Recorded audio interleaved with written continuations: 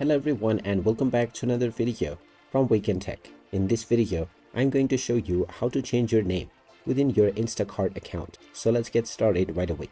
First of all, open up your web browser and then in the address bar type in instacart.com and press enter. You will now be taken into the official Instacart website. Now if you haven't logged into your account already, proceed forward with your email address and your password by clicking on the sign in button at the top right corner.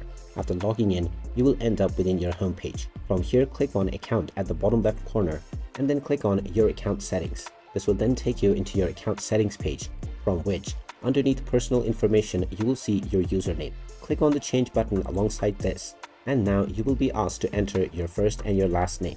Just type in both your first and last name within this section and then click on the save button.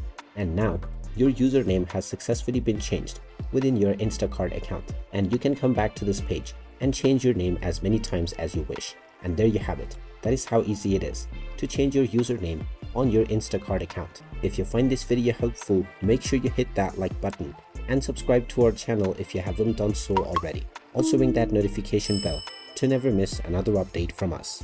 Thank you for watching and I will see you again in the next video.